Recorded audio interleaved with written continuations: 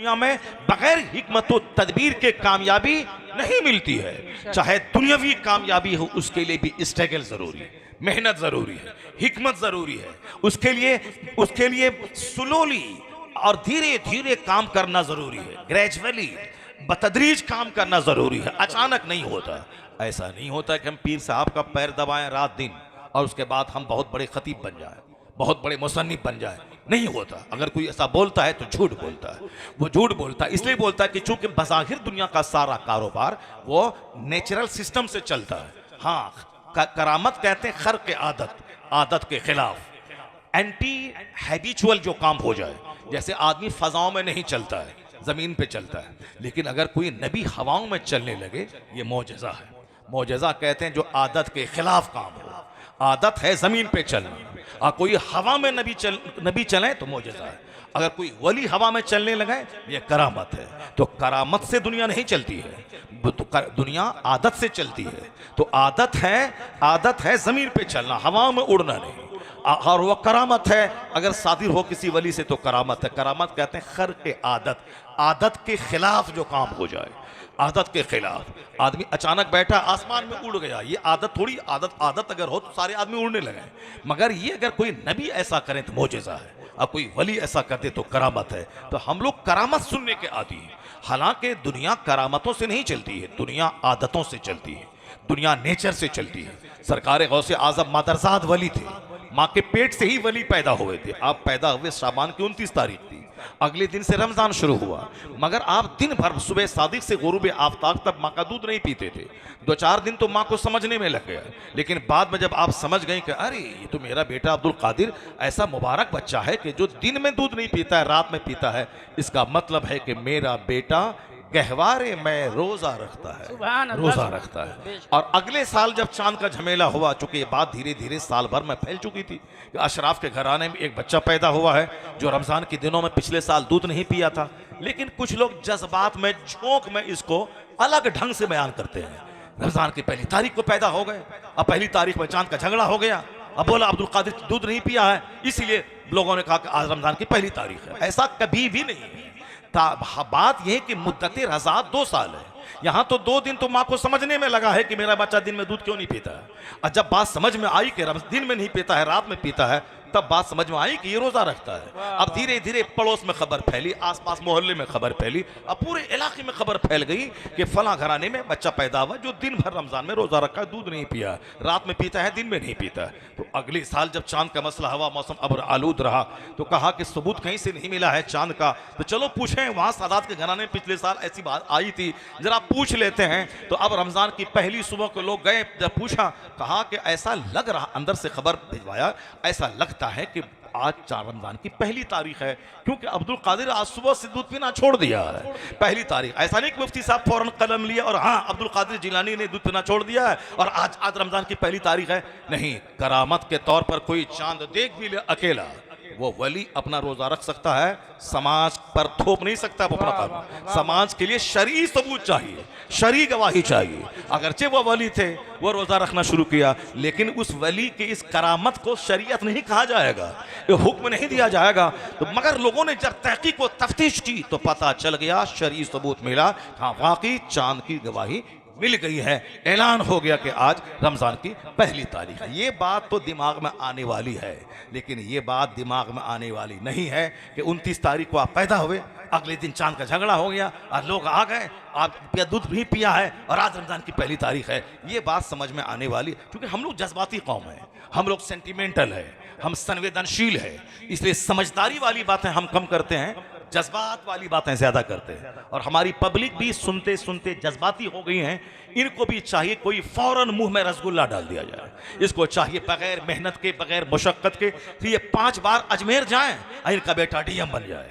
सिर्फ ये 10 बार मजार पे जाएं, इनके घर से सोने की हांडी निकल जाए। ये 50 बार मजार पे जाएं और इनके खेत में गेहूं की जगह बासमती धान निकल जाए। ये हम जज्बाती कौम है, मेहनत न मुशक्कत न स्ट्रगल न जद्दोजहद। इस पॉइंट को हमेशा आप दिमाग में रखेंगे। और मैं जो 2-3 बातें बोलने जा रहा हूं, इसी तनाजुर में इसको गौर से सुनेंगे और अपने सीने में आप जगह देंगे। अल्लाह रब्बुल इज्जत का सारा काम बिल्कुल इसी तरह सिस्टम से होता है। इन्ना फी खल्क़िस समावाति वल अर्द वख्तिलाफिल लैल वन्नहार लआयातिल लिउलिल अलबाब अल्लज़ीना यज़कुरूना अल्लाह क़ियामन व क़ुऊदन व अला जुनूबिहिम व यतफ़क्करूना फ़ी ख़ल्क़िस समावाति वल अर्द।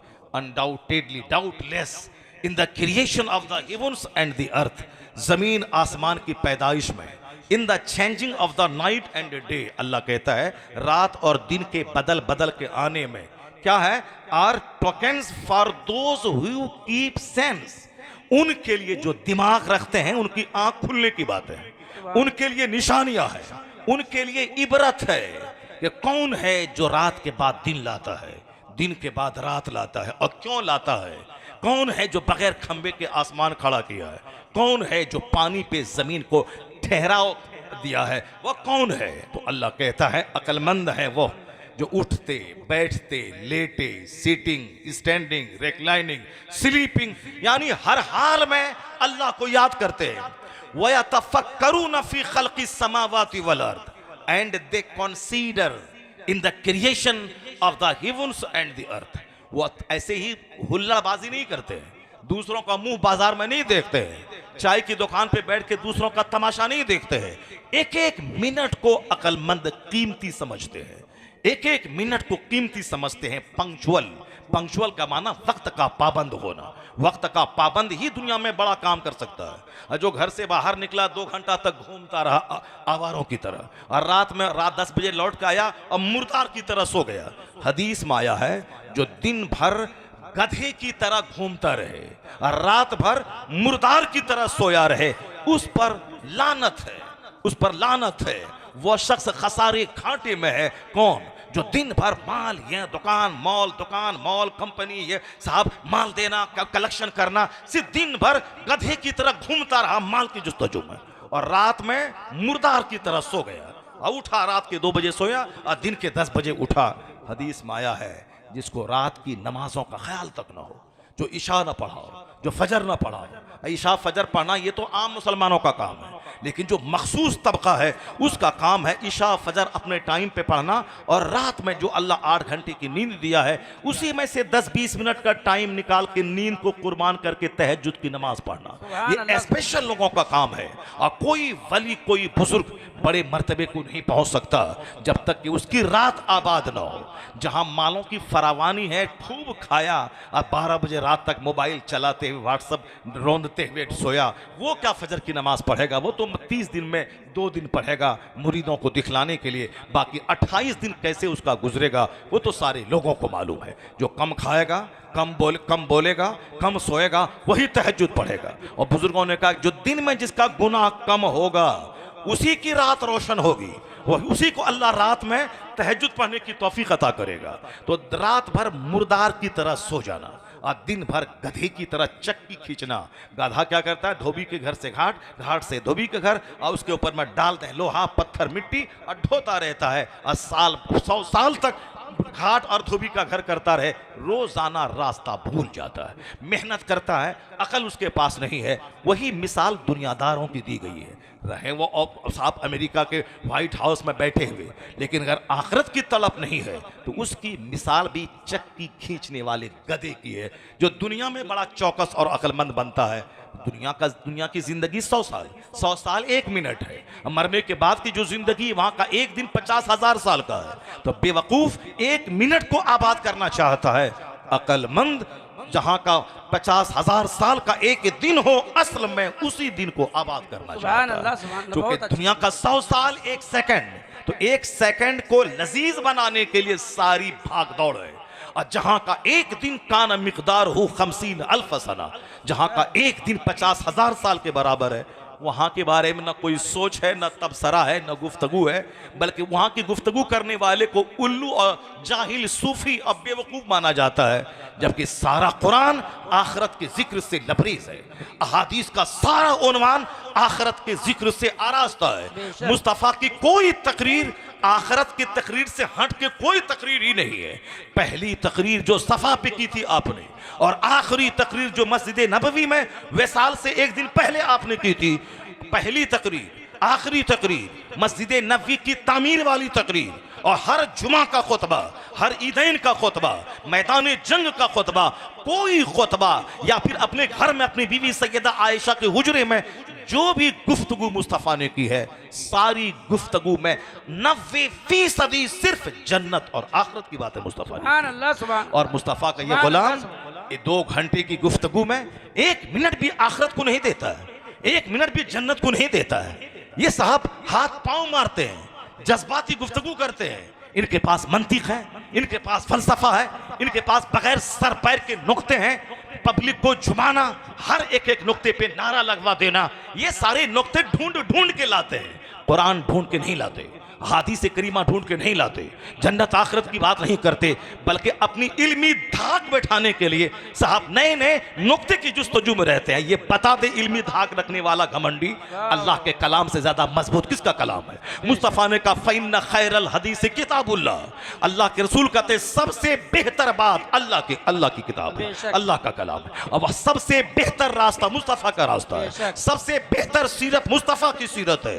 हुजूर से बेहतर कोई आइडियल हो ही नहीं सकता है, इसलिए कि हुजूर से बेहतर किसी की जात ही नहीं है। सरकार की जिंदगी में सारे प्रॉब्लम्स का सॉल्यूशन है, सारे मसले का हल है। आका की जिंदगी में सारी समस्याओं का समाधान है।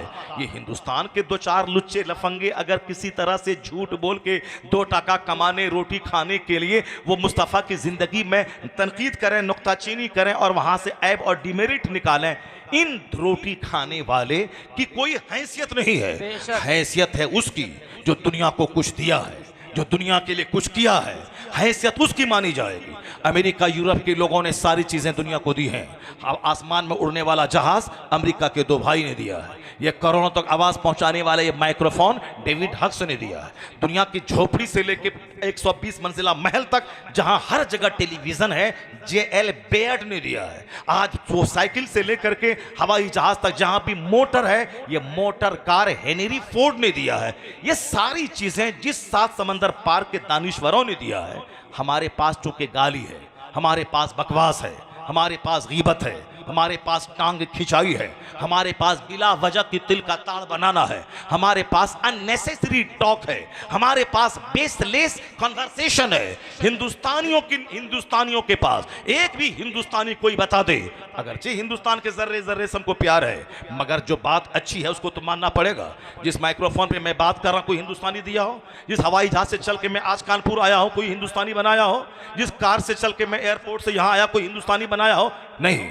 कार देने वाला 7 समंदर पार का आदमी, हवाई जहाज देने वाला अमेरिका का, या माइक्रोफोन देने वाला अमेरिका का। जब सारी चीजें वहीं से आ रही हैं तो फिर वहां की इल्मी काबिलियत का लोहा तो मानना पड़ेगा। तो हिंदुस्तान का ये टांग खींचने वाला, बकवास करने वाला अगर मेरे नबी के खिलाफ कुछ बोलता है तो मैं उसकी बात पे ध्यान देने की कोई जरूरत नहीं है। या 2 रोटी कमाने के लिए इस तरह की बातें कर रहा है। हाँ, कोई अदीब बोल रहा हो तो मेरा अदीब जवाब देगा, कोई फिलासफर बोल रहा हो मेरा फिलासफर जवाब देगा, कोई उसका बहुत बड़ा स्पीकर बोल रहा हो हमारा स्पीकर जवाब देगा। हर आदमी को हाईलाइट करने के लिए हमारे पास एनर्जी नहीं कि हम सड़क पे आ जाए। सरकार से मोहब्बत माँ से ज्यादा, बाप से ज्यादा, औलाद से ज्यादा हो, मगर समाज में ऐसा भी तो होता है। बहुत सारे लोग मेरे बाप को गाली देते हैं, मैं बहुत बड़े टेंशन से बचने के लिए हम उसकी अनसुनी कर देते हैं, अनदेखी कर देते हैं। बहुत सारा ऐसा मौका आता है। मैं जान रहा हूं कि इस गली में फला लुच्चा लफंगा, फला चोट्टा ये हमारे खिलाफ बोल रहा है, लेकिन हम सुनने के बाद भी हम अनसुनी कर देते हैं, क्योंकि अगर उसके पीछे पड़ जाएं एक लंबा फितना पैदा हो जाएगा। अगर अनसुनी कर दिया उसका प्लान अधूरा रह जाएगा, वो नाकाम हो जाएगा। वो जो चाहता है कि मुझे घसीट कर झगड़े में ले आए और मेरी सारी एनर्जी झगड़े में डाल दे, उसका वो मकसद पूरा नहीं होगा। यही ये 2 रोटी कमाने वाला और घंटा बजा के 2 टका कमा के खाने वाला यही चाहता है। वो IAS ऑफिसर है नहीं, वो UPSC कंप्लीट किया नहीं है, वो बहुत बड़ा साइंटिस्ट है नहीं, तो पेट पालने के लिए घंटी बजाता है मंदिर में, तो अब उसको हीरो बनने का शौक दिमाग में है। बड़ा काम करके तो हीरो बनना नहीं है, चलो इस्लाम के पैगंबर को गाली दो और हीरो बन जाओ। हम मुसलमान सड़क पे आएंगे, हम हाईलाइट होंगे और Z क्लास की सिक्योरिटी हमको मिल जाएगी, जो सिक्योरिटी राहुल राहुल गांधी को नहीं है, जो सिक्योरिटी मोदी जी को नहीं है, वो सिक्योरिटी हमको मिल जाएगी। क्योंकि अब इनके खिलाफ बहुत सारे लोग हो गए, इनके जान को खतरा है। अब 50 पुलिस वाले इनके आगे पीछे। यही तो चाहता था ये घंटी बजा के 2 रुपया कमाने वाला। ये कहां से सोच सकता था कि जेड क्लास की सिक्योरिटी मिल जाए? ये कहां सोच सकता था कि 10 पुलिस वाले आगे पीछे रहे? ये इसकी नस्ल का कोई दादा बाप कभी सोचा ना होगा। लेकिन ये गाली बका, अब उनको हम सड़क पे आ गए, उनकी जान को खतरा हुआ, जेड क्लास की सिक्योरिटी उसको मिल गई। यही तो चाहत जहां तक हो इग्नोर करने की कोशिश की जाए।